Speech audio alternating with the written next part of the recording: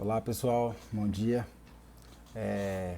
Vou resolver aqui o exercício 4.1, que acredito que vocês estejam tendo acesso aí aos slides das aulas. Então 4.1 é o dimensionamento da capacidade de escoamento teórica e admissível da sarjeta. Lembrando que a teórica é sem entupimento e é admissível considerando que tenha algum entupimento na sarjeta, tá? Pode ser um pouco de terra, um pouco de folha ou algum recapeamento inadequado que por vezes acaba fazendo essa redução da capacidade teórica. Então teórica sem nenhum problema e admissível é aquela que realmente vai acontecer. A guia ela tem 15 centímetros de altura, a sarjeta 60 e a profundidade da sarjeta é de 5 centímetros, tá? A declividade transversal do pavimento é de 2, a largura total da rua é de 11, ou seja, de guia a guia, além do grade de tráfego, mais a sarjeta tem 11 metros, tá? A distância entre a guia mais alta e a crista é 1/4 da rua, e o desnível transversal é de 11 centímetros. A rua principal é uma rua do tipo principal, então rua principal vai nos determinar qual que é o tipo de alagamento máximo. E o grade da rua, ou seja, a declividade longitudinal da rua é de 3,5%, tá? Então, seguindo aí a nossa sequência de dimensionamento padrão, para o exercício 4.1, nós vamos iniciar com a interpretação do texto. Se vocês verem a figura, tem a vazão Q1 e a vazão Q2. Eu vou fazer a vazão Q1 do lado esquerdo da rua e a vazão Q2 vocês farão, tá bem? Então vamos lá. Primeira coisa, o que nós temos de informação? A altura da guia é igual, a altura máxima é igual a 15 centímetros, tá bem? A largura da sarjeta ela é igual a 60 centímetros. A profundidade dela, ou seja, a altura da sarjeta é igual a 5 centímetros. E a largura da rua é igual a 11 metros de guia a guia.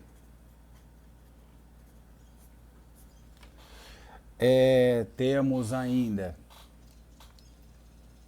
a distância entre a guia mais alta, ou seja, a Q1, até a crista da rua é 1/4 da rua. Tá? Já vou direcionar, já vou escrever aqui aonde que é essa distância. Se vocês olharem na figura, vocês verão que tem a distância de 2,75, ou seja, é essa distância entre a guia que tem a Q1 até a crista do grade, ou seja, o ponto mais alto do grade, tá? E o desnível transversal de 11, tá? Então isso a gente vai pegar essa informação para a gente calcular a declividade transversal da sarjeta, tá? É uma rua principal, então rua do tipo principal. E o grade da rua, ou seja, a declividade longitudinal é igual a 3,5%. Tudo bem? Então iniciamos aqui e obtivemos algumas informações. Seguindo o nosso cálculo, nós vamos para a etapa 2, que vai ser o desenho. Apesar de nós termos o desenho, nós vamos fazer esse cálculo, esse desenho, só para a gente ter um pouquinho mais de facilidade, tá? Vamos lá. mudar de cor de canetinha aqui, eu vou fazer o seguinte. Eu vou desenhar só a Q1.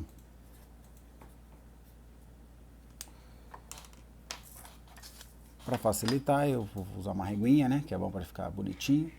Eu tenho o passeio. Depois eu vou ter a guia, ou meio fio.